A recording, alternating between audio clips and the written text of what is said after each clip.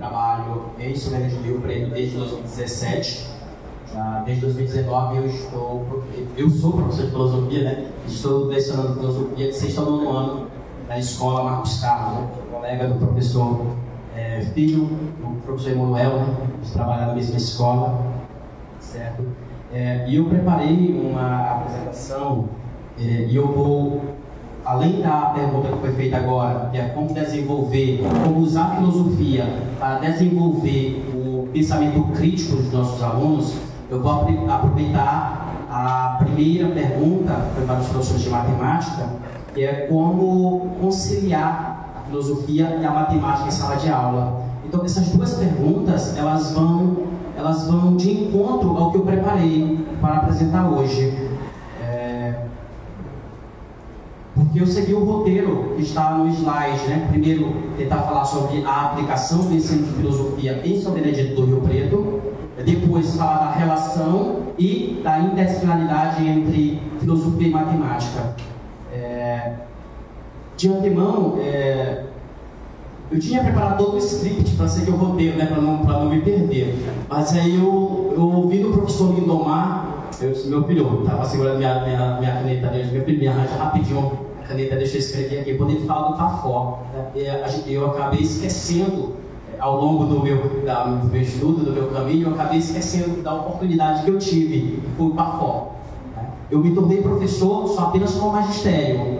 Já são 12 anos, eu trabalho em outro município, eu trabalho em Belágua desde 2010, ou 14 anos, já estou até me perdendo no tempo. Já são 14 anos que eu comecei apenas com magistério.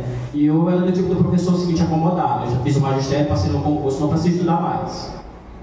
Então aí foi exigido, de 2012, teve uma lei que foi exigido que tivesse curso superior. Aí eu disse assim, eu vou fazer um curso superior. Aí fiz a primeira em pedagogia, desisti. Depois fui para a história, desisti. Depois fiz geografia, desisti. Aí em 2014, foi desistência. Por que eu estou falando isso? Porque eu já observei que na turma de vocês muitos desistiram. Então eu fui um desses que desistiram em algumas turmas. Mas em 2014 eu me encontrei em filosofia. Eu disse, aqui eu não desisto não. Aqui é o que eu quero, aqui eu estou me encontrando.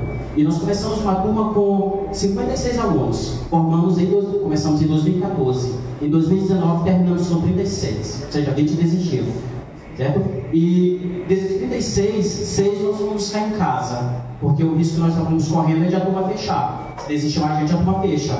E eu disse, eu vou, de alguma forma, eu vou ajudar esses colegas, eu vou buscar em casa. Eu organizei um grupo com a coordenação. A professora Judite foi minha professora e antes de ser professora ela foi nossa coordenadora.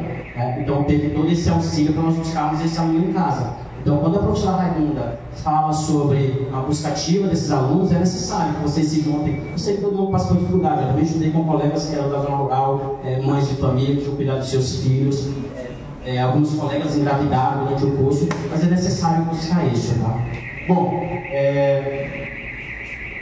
como eu tinha falado, voltando aqui para a apresentação, né, que eu sei que vocês precisam elaborar um diário de bordo, né, esse famoso diário de bordo. Atividade, quando a professora Judite falou, tem uma atividade, eu lembrei logo, diário de bordo. Tem que escrever todo um relatório. Então, eu vou seguir essa estrutura, tá? A estrutura que está no slide. Então, primeiro falando sobre a aplicação do ensino de filosofia. Bom, quanto ao ensino de filosofia, aí eu aproveito um pouco da fala da professora Judite, onde ela fala que vocês de alguma forma já tiveram esse primeiro contato com a filosofia. Vocês tiveram contato com a filosofia e tentaram relacionar a filosofia com a matemática. Então eu acredito que o que eu vou falar aqui não seja mais novo para vocês.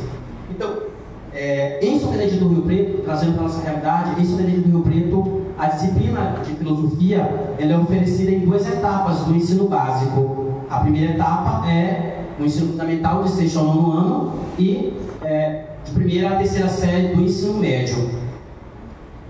Mas, como disse a professora Judite anteriormente, o ensino de filosofia sempre foi controverso. Ora ele fazia parte do currículo, ora ele não fazia parte do currículo. Até que em 2008, com a lei 11.684, essa lei de 2008 ela estabelece a filosofia enquanto disciplina obrigatória no currículo de primeira a terceira série do ensino médio. Então, desde 2008, o ensino de filosofia se torna obrigatório no ensino médio. Mas aí como é que fica o ensino fundamental? Não tem nenhuma lei que torne a disciplina filosofia obrigatória. Aí eu volto para a pergunta que foi feita para os colegas de matemática: como conciliar uma disciplina que não é obrigatória no ensino fundamental? Porque no ensino médio tudo bem, é obrigatório, mas no meu público, que é o ensino fundamental, não é obrigatório. Então, como conciliar algo que não é permanente? Então, nós temos que pensar primeiro na permanência do ensino de filosofia. Então, trazendo para o Maranhão, o ensino de filosofia no ensino fundamental, ele fica a cargo das redes municipais de ensino. Então, algumas cidades do Maranhão já elaboraram projetos de lei que obrigam a disciplina no currículo, que obrigam a permanência do currículo, da disciplina no currículo de ensino fundamental do 6º ao 9º ano. Não é o caso de São Benedito. Em São Benedito do Rio Preto, é facultativo. E, claro, com todo o consenso da Secretaria de Educação, que eu acredito que veja o potencial da disciplina e a importância da disciplina, já vem mantendo, desde que eu estou aqui no município, já há 7 anos, a disciplina permanece. Mas a gente, de alguma forma, conta com o bom senso de quem está à frente da educação. Então nós temos que pensar, e aí é um apelo às autoridades presentes, às pessoas que fazem parte da comissão responsável pela educação do município, e demais autoridades que pensem, que ponham em discussão a obrigatoriedade da disciplina, que se elabore uma discussão para a elaboração de um projeto de lei que torne essa disciplina obrigatória de 6º ao 9º ano no município de São Benedito do Rio Preto. Por que isso? Porque enquanto não houver uma obrigatoriedade do ensino de filosofia, alguns obstáculos serão encarados. Primeiro, que nós não temos uma proposta curricular, então os professores, de alguma forma, eles ficam sem um guia, porque não tem uma proposta curricular. Então os professores, eles vão trabalhando por conta, buscando conteúdo em fontes muitas vezes secundárias. Um professor não conversa com o outro, estou falando de filosofia, tá? O professor não conversa com o outro, nós não temos um roteiro, então a gente acaba trabalhando de forma desigual. Enquanto nós temos uma BNCC que de alguma forma preza pela uniformidade do currículo, sem um estabelecimento, sem uma obrigatoriedade de filosofia, os professores acabam trabalhando de forma diferente. Então, no próprio município, se o aluno, por algum motivo, precisar sair de uma escola para outra, ele vai continuar com a disciplina de filosofia, mas o conteúdo pode não ser o mesmo, porque há uma uniformidade, falta dessa proposta curricular.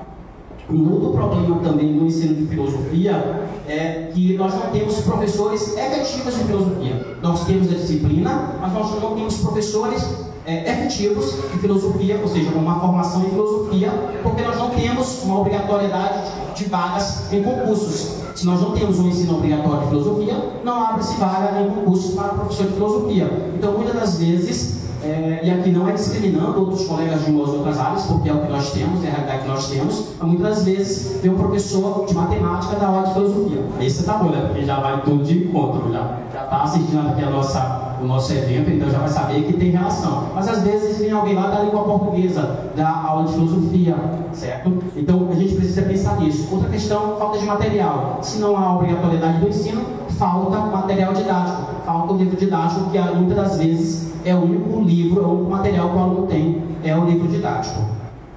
Bom, então, mas por que isso? Por que falar que a gente pense com carinho na possibilidade de tocar o ensino de filosofia obrigatório de 6º ao 9º ano? E são vários pressupostos para isso. E aqui eu lembro da BNCC, certo? Segundo a BNCC, ela traz 10 competências gerais que o aluno precisa desenvolver. São 10 competências gerais que o aluno precisa desenvolver durante a educação básica, e as 2 primeiras, elas não conseguem ser realizadas integralmente sem o ensino da filosofia. Certo? Então, se você pretende, se nós educadores pretendemos seguir a BNCC, nós precisamos do ensino de filosofia, porque as 2 primeiras competências gerais, sem filosofia, elas não serão cumpridas integralmente. A primeira é valorizar e utilizar os conhecimentos historicamente construídos. Filosofia é um conhecimento historicamente construído. Se não está no currículo, não consegue atender completamente a competência. sobre o mundo físico, social, cultural, para entender e explicar a realidade. Qual é a disciplina, qual é o ramo do conhecimento que tenta explicar a realidade? A filosofia e a matemática. Religião.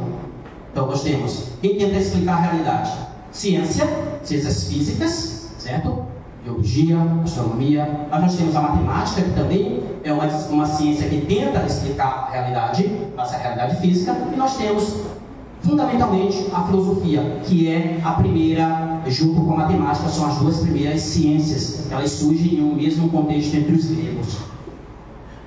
Além disso, tem a segunda competência, a segunda competência geral da BNCC, que é exercitar a curiosidade intelectual. Aristóteles diz o seguinte, Aristóteles, filósofo grego, diz o seguinte: a filosofia, ela nasce do espanto. Esse espanto nós podemos estar traduzindo aqui como curiosidade. Então, se eu preciso exercitar a curiosidade intelectual, então eu preciso da filosofia em sala de aula. Eu preciso trabalhar a filosofia com os meus alunos em sala de aula. Eu preciso despertar no meu aluno esse interesse por aprender. Um dos grandes problemas dos nossos jovens em sala de aula, tanto no ensino fundamental quanto no ensino médio, é o desinteresse, é a desatenção, é o não querer. E fica difícil ensinar quem não quer aprender. Mas para isso, a gente precisa de trabalhos que despertem essa curiosidade no aluno. E a filosofia é uma porta para esse despertamento. Bom, além disso, nós temos também 7 competências específicas de ciências humanas para o ensino fundamental. E 2 delas também não são atendidas se não houver filosofia. Então, se nós estamos pensando em seguir, novamente eu digo, em seguir a BNCC, a gente precisa ter um olhar especial para a filosofia. Entre as 7 competências específicas de ciências humanas, é a competência 2 e a competência 3. Na competência 2 diz o seguinte: analisar, ou seja, o aluno precisa desenvolver a capacidade, a competência de analisar o mundo social, cultural e digital com base nos conhecimentos das ciências humanas. A filosofia é uma ciência humana. Se você levar em consideração apenas a geografia e a história, você não vai conseguir contemplar toda essa competência, porque a geografia é o estudo do espaço, do homem no espaço, do homem em sociedade com o meio. História é o estudo do homem, da relação do homem com o tempo. Sim. E quem explica tudo isso? E quem explica o que é o tempo? Quem explica o que é o espaço? É a filosofia. Então é necessário isso, para que possa ser contemplado integralmente. Já a terceira, a competência 3, a competência geral, a competência específica 3 de ciências humanas, diz o seguinte: o aluno precisa ser capaz de identificar, comparar e explicar a intervenção do ser humano na natureza e na sociedade. Explica o que é a natureza. Tudo bem, tem as ciências naturais, biologia, astronomia, física, mas quem explica o que é a sociedade? História estuda as ações do homem em sociedade. A sociologia, as ações do homem em sociedade. Mas quem explica o que é a sociedade? A filosofia. Então, antes de tentarmos estudar as ações do homem em sociedade, nós precisamos entender o que é a sociedade. E para isso é necessário a filosofia. Bom, agora falando um pouco sobre o segundo e terceiro tópico, que é a relação entre filosofia e matemática. Como eu disse agora há pouco, as duas ciências, certo? Porque os termos variam muito. Hoje nós distinguimos ciência natural, ciência matemática. Alguns estudiosos de filosofia dizem que filosofia não é uma ciência, mas se na origem entre os gregos, ciência era conhecimento. Matemática é uma ciência enquanto conhecimento, enquanto episteme. Filosofia é um conhecimento enquanto episteme, episteme é ciência. Então sim, a filosofia em algum momento é considerada ciência. Hoje é porque nós de alguma forma traduzimos o termo ciência como se fosse ciência experimental. Sendo assim, nem matemática é uma ciência e nem filosofia é uma ciência, se nós entendemos a ciência enquanto apenas ciência experimental. Mas não é isso. Matemática e filosofia são ciências. Ciências essas que surgiram como uma necessidade humana. Que necessidade humana é essa? De explicar a realidade. Então, a filosofia surge entre os gregos, assim como a matemática. Claro, os números vão surgir lá com os árabes, com os egípcios, mas quem introduz isso no Ocidente, nós somos ocidentais, quem introduz isso são os gregos antigos, juntamente com a filosofia, como se fossem duas faces da mesma moeda, filosofia e matemática. E isso nós vamos lembrar, como falou a professora Judite, Tales de Mileto, primeiro filósofo, mas antes de ser filósofo, ele era matemático, certo? Antes de pensar a origem do universo pela observação de maneira física, ele pensou a origem do universo de maneira matemática. E, inclusive, elaborou teorema, certo? Alguns teoremas matemáticos. Nós temos também Pitágoras, que pensou a origem do universo, que é um problema filosófico, por excelência. Tá? É o primeiro problema filosófico, que é qual a origem do universo. Pitágoras, que é um matemático e também filósofo, ele usou a matemática para explicar a origem do universo. E, segundo Pitágoras, todo o universo é organizado por números, desde a sua criação até a sua composição. Então está ali presente os números. Bom, também depois vem alguns filósofos que são importantíssimos na história da filosofia: Platão, Descartes, Leibniz, Wittgenstein. Todos, também veio cientistas, astrônomos como Isaac Newton. Todos eles, de alguma forma, a matemática estava presente. Eles eram filósofos, eles eram astrônomos, mas a matemática estava ali presente. Por exemplo, Platão dizia o seguinte: Platão construiu uma escola, e nessa uma escola filosófica, e ele disse o seguinte, que não poderia entrar na sua escola quem antes não fosse matemático.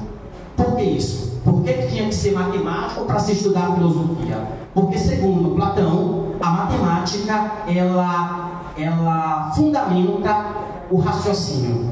Então, não há filosofia sem raciocínio. Então, a matemática, segundo Platão, ela estimula esse raciocínio, ela aprimora o raciocínio. Então, é necessário matemática. Então, como conciliar filosofia e matemática, que foi a primeira pergunta feita? Justamente nisso, no uso do raciocínio, no uso da razão. São duas ciências que elas usam exclusivamente a razão. Elas não precisam fazer experimentos como a biologia, não precisam fazer observação como a astronomia. É um trabalho do filósofo, com a sua própria razão. Um trabalho matemático com a sua própria razão. É claro, eles podem usar instrumentos como a observação, como a medição, precisar de instrumentos físicos, mas primariamente é o uso exclusivo da razão. Descartes também já é mais próximo da nossa era, da nossa época, da modernidade. Descartes também usou da matemática para pensar a sua filosofia, e ele elaborou um discurso do método, que é um método de fazer filosofia usando a matemática, porque segundo Descartes, a matemática ela pode chegar a um conhecimento, a matemática é um conhecimento imutável, um conhecimento exato. E o que a filosofia quer é a verdade. E a verdade é uma, ela é imutável. Então, qual outro conhecimento, qual outra ciência pode possibilitar esse conhecimento exato e imutável? Essa verdade que é imutável, que é contra provas, a matemática. Então, sim, é possível conciliar isso. E a gente vê na história da filosofia vários filósofos usando a matemática. Certo? Já falei demais, né? Eu vou esperar as outras perguntas para a gente poder pensar um pouquinho. Só lembrando a pergunta que foi me feita, né? Eu foquei tanto na primeira, deixei a segunda de lado. Como desenvolver o pensamento crítico dos nossos alunos? Primeiro, os nossos alunos precisam entender que, para mim também foi estranho, quando o Emanuel disse assim: professor, você aceita no nosso evento falar sobre a relação entre filosofia e matemática? Eu disse: filosofia e matemática? Eu estava tão automático, como foi falado por alguns colegas, que a gente vê o seguinte: não, eu sou professor de filosofia, eu não sou professor de matemática, eu tenho que pensar em matemática. Mas depois, quando eu parei e pensei, não, deixa eu dar uma olhada, eu fui observando, não, a matemática é necessária, a matemática trabalha com problemas, a filosofia trabalha com problemas, certo? Então, só que tanto a filosofia quanto a matemática, elas partem de problemas, mas o problema não é o principal. E por muitos que acham que na matemática e na filosofia as respostas são mais importantes, não. O mais importante, inclusive no livro de matemática, muitas das vezes a resposta para o problema vem lá no final do livro. Porque o importante não é a resposta, o importante é a maneira de raciocinar, é o modo de argumentar. Então, tanto na filosofia quanto na matemática é isso. Nós precisamos colocar na cabeça dos nossos alunos que ele tem um problema, ele precisa parar e refletir esse problema, tentar encontrar uma resposta, mas encontrar a resposta não é o suficiente. Ele precisa raciocinar, ele precisa desenvolver o pensamento crítico. Esse pensamento crítico não é nada mais que lógica, é tanto uma área da matemática quanto uma área da filosofia. Obrigado.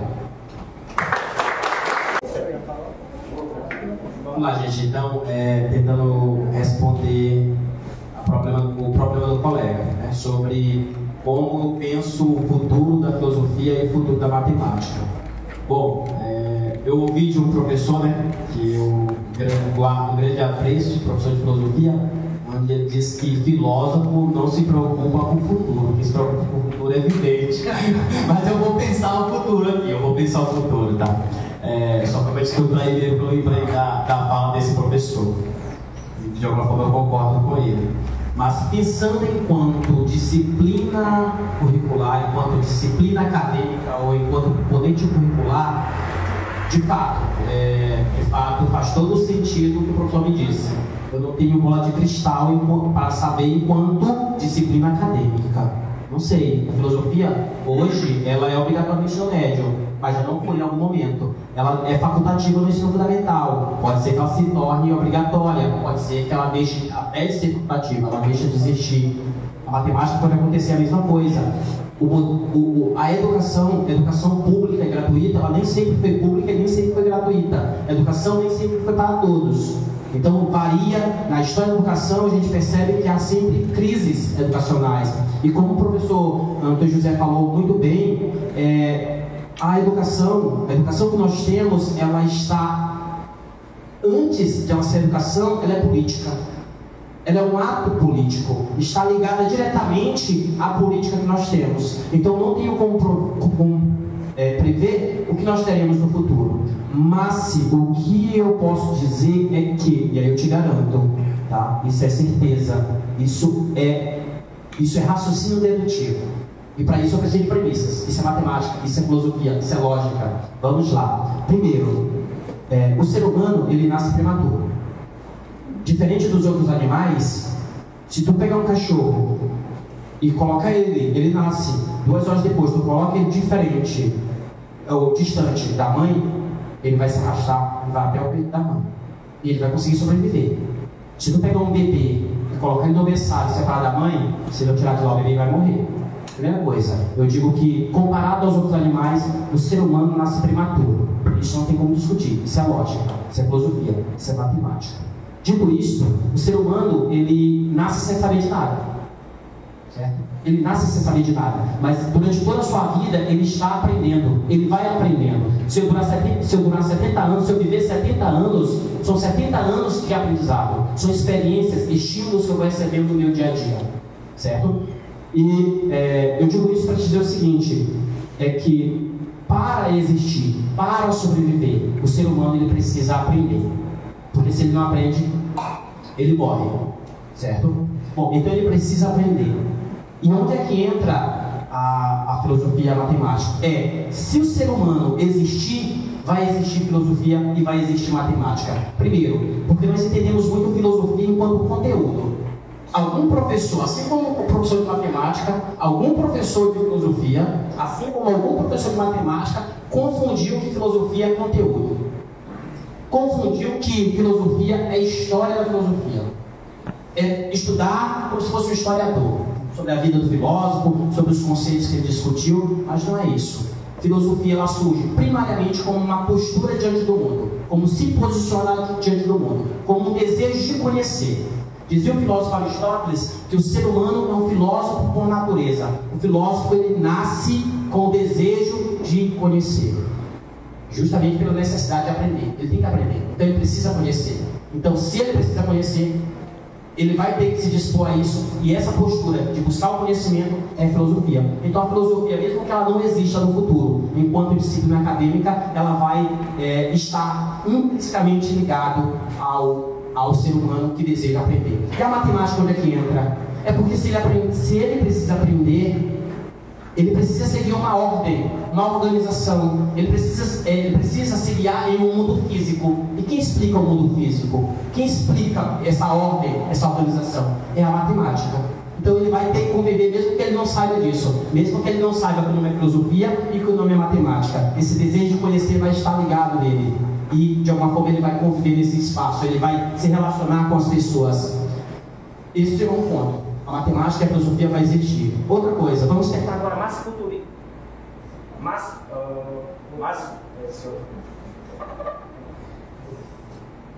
Mais futurista ainda. Em época de inteligência artificial, vamos ser mais futurista. Tudo bem, vamos imaginar que todos os professores sejam transformados, ou sejam, perdem seus cargos e são substituídos por robôs. Bom, por robôs. O próprio robô, para existir, ele precisa de matemática. O computador, antes de tudo, ele é matemático, ele é operação matemática. Então, mesmo que não exista filosofia, porque, claro, o robô não vai ter capacidade que o humano tem de pensar criticamente. O robô ele vai receber ordens para ser executado. Aí eu lembro novamente, e aqui eu tento responder agora ao professor Antônio José, quando ele fala por que a filosofia sai e entra, por que geralmente os governos, alguns não gostam da filosofia. Justamente por isso, porque muitos, e isso era um problema no período do regime militar ou da ditadura militar, como queiram, é que eu preciso de pessoas que obedeçam. Eu preciso de pessoas que sigam ordem. Certo? Isso muito no militarismo. Olha, eu mando, é uma hierarquia. Eu mando, tu obedece, não questiona. Então, a filosofia é justamente isso. Se posicionar, por que eu tenho que questionar? Ou melhor, por que eu tenho que obedecer? Por que eu tenho que seguir isso que você quer? Então, é um dos motivos de a filosofia, de alguma forma, ser relegada. Certo? Mas, repetindo, a matemática, mesmo se nós formos substituídos por máquinas, a matemática vai ter que estar lá. Vai estar lá. Verdade.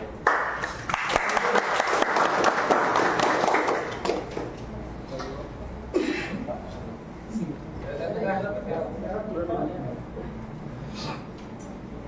É uma coisa muito boa. Bom, sou o professor José Bonifácio, né? Nesta tarde, gostaria de questionar o senhor da seguinte maneira. Aprendemos filosofia, pelo aprendizado da filosofia, a gente compreende que devemos questionar a nossa realidade, que está ao nosso redor. Mas antes disso, precisamos partir de dentro de nós, correto?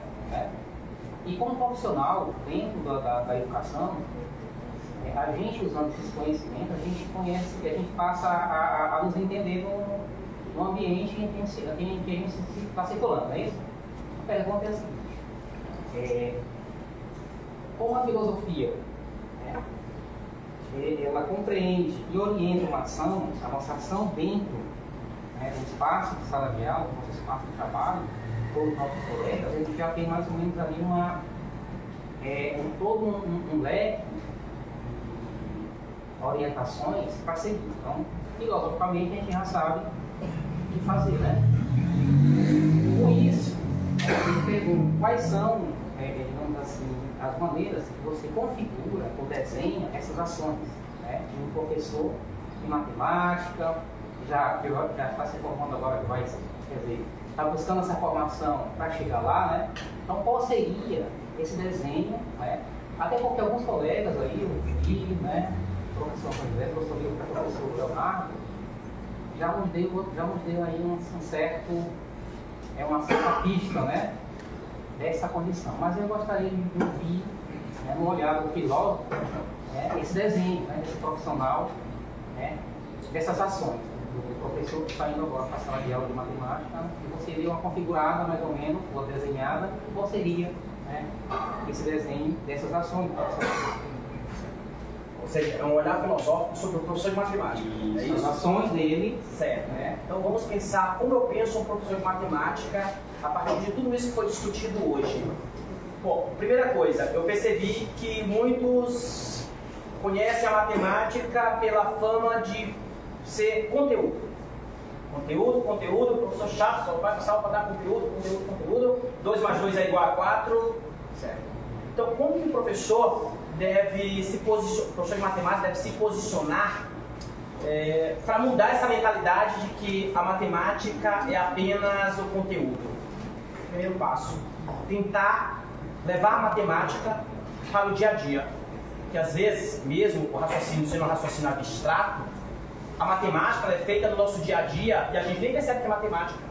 A criança, quando vai no comércio, leva o dinheiro e vai comprar uma mercadoria no supermercado, ele, de alguma forma, está envolvido com a matemática. Ele, quando diz assim, quantos irmãos você tem? Aí ele começa, 1, 2, 3. Ele não sabe que isso é matemática, mas ele está envolvido na matemática. Então, uma das primeiras etapas é o professor de matemática deixar de lado aquela questão abstrata, racional, porque muitas das nossas crianças, principalmente as crianças de 1º ao 5º ano, elas mentalmente elas não estão ainda amadurecidas para fazer um raciocínio matemático e nem um raciocínio filosófico. Claro, como a professora Judite falou, nós temos uma teoria que ele propõe uma filosofia para crianças, mas não é uma filosofia como se fosse para um adulto que já raciocina, que já tem uma experiência de vida. Uma criança, ela não tem experiência suficiente para ter uma discussão filosófica de alto nível, mas já é possível despertar nele a curiosidade. É possível despertar dele o envolvimento com as ações cotidianas, certo? Pequenas categorias. A mesma coisa acontece com a matemática. Então, se você chegar para um menino, 1º ano, 1 mais 1, 2. Que sentido isso faz? Saber que 1 mais 1 é... Eu posso... Meu filho, quantos anos, quantos irmãos você tem? 1. Ou seja, você materializa o número que é abstrato. Então, no primeiro momento, 1º ao 5º ano, que é geralmente quando o aluno se frustra com a matemática. E aí, como ele se frustra de 1º ao 5º ano, 6º ao 9º ele tem dificuldade, e ele vai levar isso para a vida inteira. Certo? Então, nesse primeiro contato, nós entendemos o seguinte: o nosso aluno, do 1º ao 5º ano, ele ainda não tem, isso não sou eu que está dizendo, isso é neurociência. Nosso aluno ainda não está mentalmente desenvolvido para fazer abstrações. Então, vamos materializar esse conteúdo. Ele vai perceber no dia a dia. Leva o teu menino para o supermercado. Teu aluno, primeiro como pai, leva o teu filho para o supermercado, leva o teu filho na feirinha. Mostra para ele onde a matemática é desenvolvida. Pega a tua casa, mede as lajotas, vamos lá, pega a treina, coloca na prática, materializa.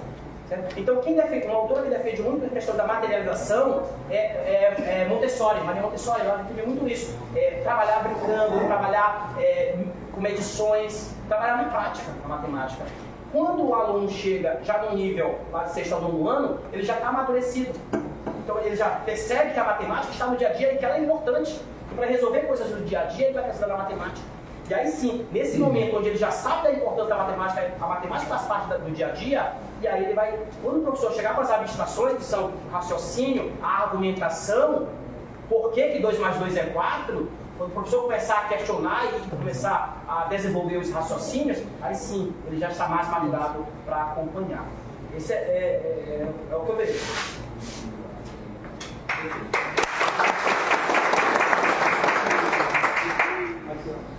Eu tenho uma pergunta também, deixa eu só. A gente viu muito até agora como foi abordado a matemática dentro da filosofia, olhar dos filósofos aqui que compõem a mesa, né? Agora eu queria saber um pouco da opinião dos dois matemáticos, dos três aqui, do olhar deles dois, com a filosofia dentro da matemática, eles aplicando a filosofia na matemática em sala de aula. Qual é a visão que eles têm desse assunto aplicado dentro da sala de aula deles, seja no ensino municipal, como no ensino municipal fundamental menor, maior, que eu digo, e também na visão deles agora do Estado, né? Porque ambos eles trabalharam tanto no municipal fundamental maior como no Estado. Certo. Antes eu gostaria de dar uma fala sobre a pergunta do primeiro jovem, e aí parabenizar pela pergunta primeiro, né, quando ele coloca sobre a matemática no futuro, né, e a filosofia. Primeiramente, parabenizar também vocês por esse evento, tá? Muito interessante essa colocação. A matemática e a filosofia, essa união, essa junção, e dizer que eu acho que esse conceito, na verdade, vocês estão construindo nesse momento. Tá? Quando vocês estão se propondo a fazer essa conversa, esse debate nesse momento. Tá? Aí já lá na pergunta do professor Bonifácio, né, e aí contribuindo aqui com a fala do professor Ivan, né, é muito importante você, de fato, colocar a vida real do aluno na matemática. Né? Dizer para ele onde é que ele vai utilizar o cálculo A, o cálculo B. Por exemplo, no triângulo retângulo, são os pedreiros, são mestres nisso, utilizar a lógica do triângulo retângulo nas construções. Tá? É muito simples você levar uma fita, uma linha e mostrar para o aluno. Tá? E aí agora, buscando ali na pergunta do Emanuel, que ele coloca o uso da filosofia, em outras palavras, basicamente é isso. Trazer o meu aluno a refletir sobre o uso da matemática, e aí eu já estou colocando filosoficamente isso. Trazer ele, fazer com que o nosso aluno tenha realmente um nível de criticidade aumentada, utilizando a matemática, tá? Como elo da filosofia, e a filosofia como elo da matemática.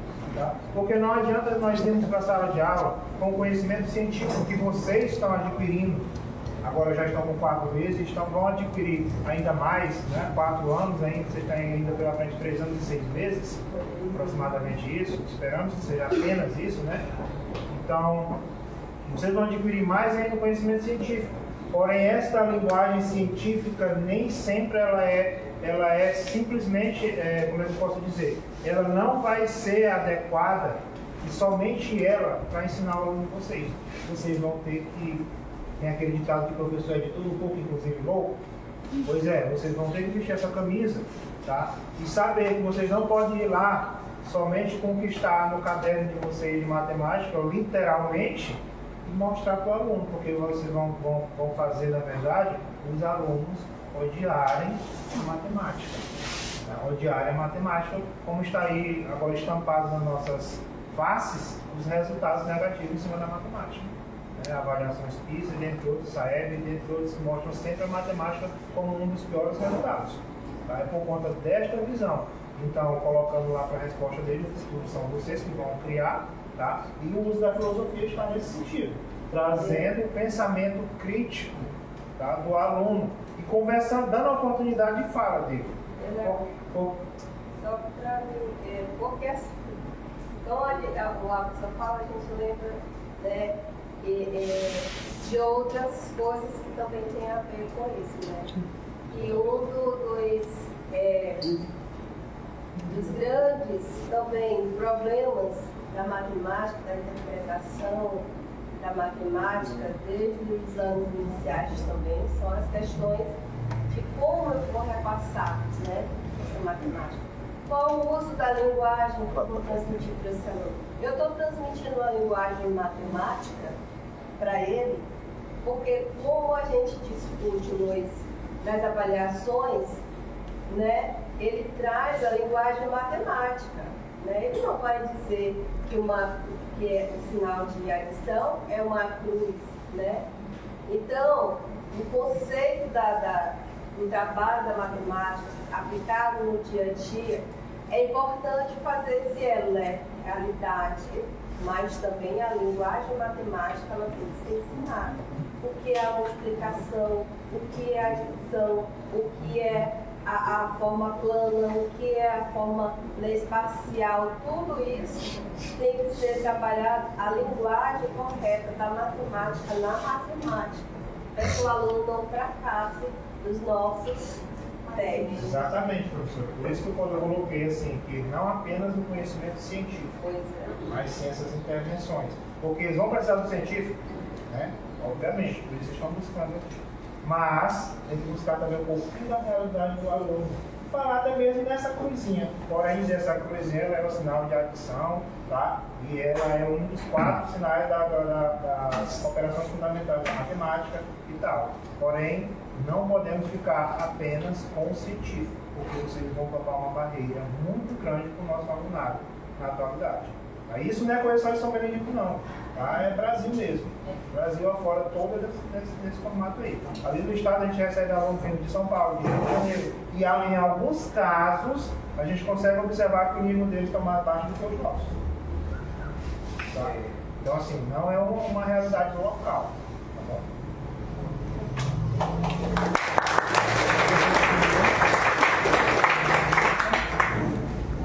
A minha pergunta será direcionada ao filósofo e professor Gilvan. Professor, como seria materializar o ensino da filosofia na sala de aula, considerando o contexto local? É difícil.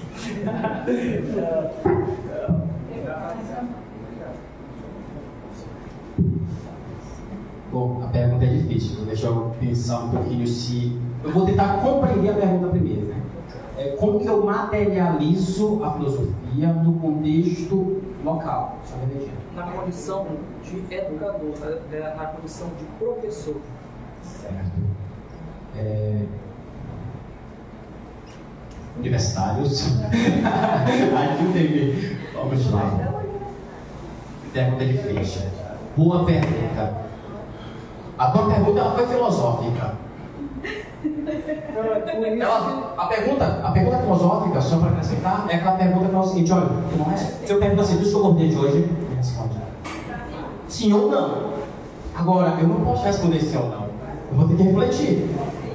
Bom, eu vou anotar a tua pergunta, eu vou tentar refletir mais sobre ela, mas eu vou te dar uma rapidamente, tentando entender. Primeira coisa, eu vou tentar, eu enquanto professor, eu tenho que tentar entender a condição do meu aluno. Primeira coisa, condição social. De onde o meu aluno está vindo? Qual o tipo de família que ele tem? Qual o trabalho da família? Ele trabalha? O meu aluno, ele trabalha? Ou ele, por que ele é cuidado? Ele é cuidado por terceiro ou pelos pais? Tudo isso tem que ser levado em consideração. No momento em que eu pergunto para ele de onde é a família, qual família ele pertence, qual a sua renda, o que ele vive, como ele vive, isso de alguma forma eu já estou materializando a filosofia. Eu estou perguntando quem é ele. Uma das perguntas básicas da filosofia. Uma das perguntas básicas é: quem sou eu? Onde eu estou? Por que eu estou aqui? Quando, mesmo professores que não são de filosofia, quando perguntam assim: meu filho, tu voltou das férias, o que tu fez nas férias? Escreve um texto. Ele já está materializando a filosofia. No momento em que ele pergunta: meu filho, o que você quer ser quando crescer? Que ser humano você quer ser? Qual o trabalho você quer ter? Ele, de alguma forma, ele está materializando a filosofia.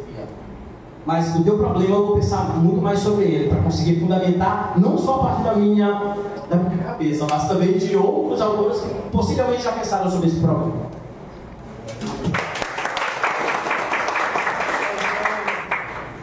Como é filosofia, né? E é algo assim que nós precisamos estar pensando sempre da importância da filosofia. E quando você usa o termo materializar, que é o Gilvan, eu fiz até uma afirmação, mas no geral, a professora pode até discordar de mim também, mas a filosofia não se materializa, para começar. Ela não se materializa. Eu tenho uma indagação sobre determinada coisa, por exemplo, como é que eu, como professor, eu posso fazer os alunos absorver esse entendimento. Aí nós temos um outro contexto. Aí já não tenho materialização da filosofia, eu tenho absorção do entendimento. Porque ela não é matéria especificamente como um computador. Então, por isso que ela não há essa materialização. Entendeu? Por esse ano da filosofia, por toda a abrangência que ela tem e por toda a inquietação que ela faz com que nós busquemos esses pensamentos, né, essas ideias, né, mas ela não se materializa, no meu ponto de vista. E aí, em filosofia, cada um vai pensar da forma que acha. Mas a materialidade é esse corpo, né? Ele se materializou a partir de material, sei lá, está aqui, né? Matéria. Mas a filosofia não. É só para pensar mesmo. Certo. Bom, vamos lá, começamos o debate. Agora que melhorou, tá? Eu concordo com o professor José enquanto pensar a matéria enquanto matéria. Toco. De fato. Eu não vou materializar assim, tocando. Mas nós podemos, e aí que eu entendi, a questão de materializar, de tornar aquilo do dia a dia, aquilo cotidiano. Certo? Aí foi essa parte. Então, gente, se alguém entendeu enquanto materialização de algo tocado, não foi isso. Eu também concordo, e nisso eu concordo com o professor. não pode se materializar no tocado, porque é argumento, é raciocínio, é racional. Eu não vou tocar raciocínio. O que eu vou só que ele se materializa no momento em que eu escuto ele. Ele é sentido, ele é sensação, certo? Mas além disso, até o termo materialização que eu tentei usar aqui é no sentido de saber que aquilo faz parte da sua vida. Tornar presente, né? Se tornar presente. Outra questão, e aí teve uma pergunta que foi feita, que eu lembrei agora, sobre os recursos didáticos a serem utilizados em filosofia e em matemática. Bom, aí eu materializo também. Quando eu elaboro um recurso didático, eu estou materializando a filosofia, porque eu estou materializando a filosofia e estou materializando a matemática. Ótimo, isso aqui. Materializei um conceito filosófico, justiça. O que é justiça? Vamos lá. Olha só, construir, não fui eu, tá? Não tenho essa habilidade manual. A minha habilidade é mais teórica do que prática. Como matemático, olha só, vimos que o cara materializou a matemática. Geralmente, aqui deve ter sido para pesos, né? Foi para a fração? Para a equação. Nem vou entrar pelo campo da equação. Pensei no peso. Mas aqui um filósofo pensaria o seguinte: justiça. Vamos lá, justiça de um lado. Agora coloca todas as tuas ações, todos os teus hábitos, todos os teus vícios, tudo aquilo que tu é excelente. Vai acontecer? Vamos ver, desceu. O desgraçado vai ser condenado agora. Porque desceu. É injusto o tempo inteiro. Materializei um conceito filosófico, com exemplo. Outra questão, conversava com a professora Judite mais cedo, antes de começarmos, e ela falou que algum colega de vocês tinha trago para cá o livro O Homem que Calculava. Que vai botar? Eu já li esse livro. E a partir desse livro, também a partir de uma menção da professora sobre o Matteo Lippmann, que são as novelas filosóficas. Quando eu materializo a filosofia, é no momento em que eu elaboro um recurso didático chamado novela filosófica, quando eu crio uma historinha utilizando um conceito filosófico. Assim como o livro O Homem que Calculava também cria uma narrativa. Muitas das vezes, o professor de matemática, não são vocês, tá, gente? Não somos nós aqui, os professores de matemática, não somos nós, tá? Ele diz o seguinte: o professor de português não está ensinando o meu menino a ler, o meu aluno lê, ele chega lá e não consegue resolver o problema matemático. Leitura é professor de português, não é de matemática. Sim, mas lá no livro O Homem que Calculava mostra que a matemática pode se trabalhar de forma literária. Então, no momento em que eu crio uma historinha, eu crio uma narrativa, e geralmente por narrativas, por historinhas, o aluno se fixa mais, inclusive quando chega lá, vai falar, inventar de falar da tua vida. O aluno não está prestando atenção no teu assunto, não, mas tu vai falar da tua vida. Ó, meu filho está me assistindo aqui. Tem 12 anos, todo mundo vai olhar para ele, vai falar mais sobre ele, professor. As pessoas gostam de história. Então, criar narrativas, isso facilita o ensino da matemática e o ensino da filosofia. Isso é o que eu considero materialização, tá? Concordando, claro, com o professor, que não é isso aqui, tá?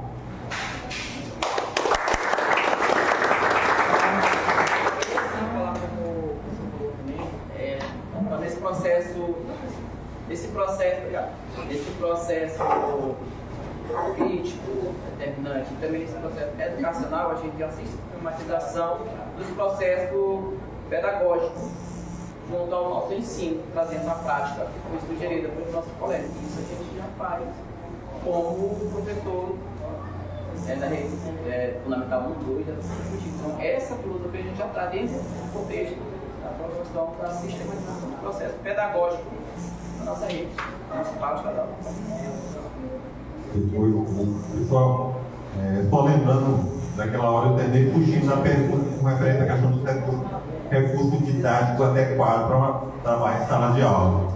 E aí é mais uma... Eu não posso deixar de falar sobre isso conjugando com a filosofia. Eu tenho uma turma de 25 alunos, e eles são alunos, são seres humanos, são seres pensantes, independente da idade. Qual recurso didático que eu vou trabalhar? Eu preciso, por isso que existe uma sondagem antes, para eu entender qual é o nível de cada aluno, qual é a visão de cada aluno. A partir daí eu vou pensar no recurso didático. Ou seja, a filosofia vai me instruir para eu elaborar um recurso didático adequado para aquela sala. Um recurso didático digno de mudança se de repente não tiver surtido efeito. Então, recurso didático é dependendo da turma, né? Depende da turma e depende do professor, claro, para ter essa filosofia de entender cada um de seus alunos que estão naquela sala de aula. Não dá para, por exemplo, professor nenhum ele pode dizer, ó, sugerir o recurso é uma coisa, aplicar o recurso na sala de aula e o aluno absorver, todos os alunos absorverem, tendo desenvolvimento num determinado conteúdo é outra coisa, né? Então eu preciso entender quem é o aluno que eu tenho para eu poder pensar no recurso didático.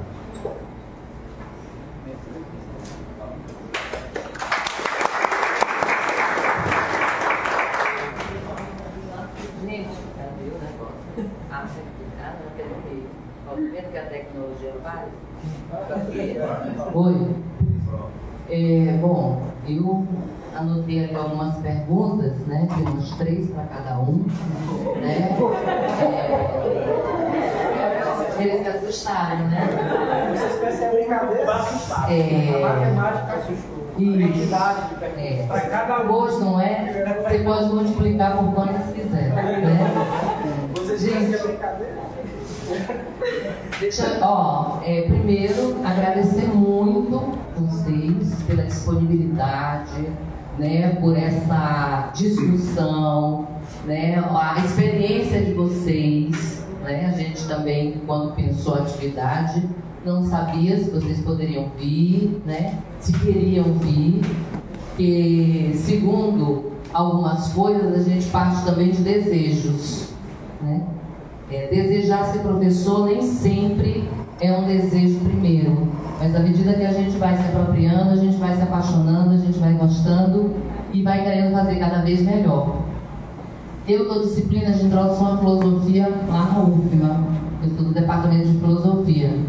E geralmente a pergunta é: o que é que filosofia está fazendo no curso de ciência da computação, que é onde eu estou agora? Aí eu fui dar em odontologia, né? Vocês sabem que o povo da área de saúde acha que eles são gente, né? E aí eu fui falar da parte ética, fui trazer procedimentos estéticos que estão sendo feitos pela turma, né, da odontologia aí, né, a tal de desarmonização facial, né? E aí eu trouxe várias entrevistas para eles pensarem, refletirem sobre essas práticas, né? A gente está falando aqui de práticas, a gente está falando de formação docente, né? E aí eu também estou em administração, a ética e a administração. E também já fui para matemática, só que lá a matemática era filosofia, que é filosofia da educação. E aí eu sempre estou pensando o que é que eu posso levar para agregar naquele curso. E aí eu fui pesquisar e eu digo para eles, quando eles estão divididos aí em grupo, professor, ele precisa juntar ser um pesquisador. E ser pesquisador é quando a gente se senta e vai planejar como é que a gente vai pesquisar, o que a gente vai pesquisar. E aí eu pesquisando encontrei Malva Tarran, que é um matemático brasileiro que criou uma narrativa, né, que é O Homem que Calculava. E aí também tem um outro, Matemática Divertida, que eu passei aí umas atividades para eles se divertirem e apresentarem o cálculo matemático, certo? Então, com isso que vocês colocam, é exatamente como eu posso sensibilizar, porque quando a gente vai trabalhar estágio, os 4 passos para o que seria uma boa aula de filosofia, a primeira delas é a sensibilização. Como é que eu vou iniciar a minha aula? Eu vou começar por onde? Com um poema, com uma frase de um filósofo, com uma música, com um trecho de um filme. Então hoje são várias linguagens, são múltiplas linguagens, né? Eu vou usar o povo lá da ciência da computação. Primeiro documentário que eles vão assistir, o Dilema das Redes. O Dilema das Redes fala o quê? De profissionais que trabalham aí nessas grandes empresas, Google, Face, etc, etc, e vão falar das suas experiências e o que é que o ser humano se transformou. Não era um algoritmo. O algoritmo é o quê? É uma expressão que é o que a gente está se transformando. Então, quando a gente fala de tecnologia, o aluno que está né, com fone no ouvido. Aqui também, né, tem um trio aqui que é parada dura, né? E aí hoje eles estão separados, eu separei eles hoje, né? E eu digo para eles, enquanto eu estiver brigando com vocês, eu gosto de vocês. Quando eu parar de brigar, tenham dúvidas, né? Então, é árido, é uma semana direto. E esse momento aqui é um momento para eles também poderem partilhar junto com vocês, através da experiência de vocês, né? Porque muitos já são professores, outros ainda vão fazer e vão trilhar outras jornadas. Então, a gente tem só que agradecer a vocês, né? Muito obrigada, espero que vocês voltem novamente. A gente não tem um coffee break, como vai acontecer daqui a pouco, mas a gente tem ali um cafezinho, né? Uns biscoitinhos que os meninos trouxeram, então tem um salgadinho também que eu já soube. Então sintam-se convidados para tomar um cafezinho, tá? E para a gente tirar uma foto, se vocês permitirem. Obrigada. Pessoal, só quero primeiramente agradecer, né, a turma. Emanuel, obrigado.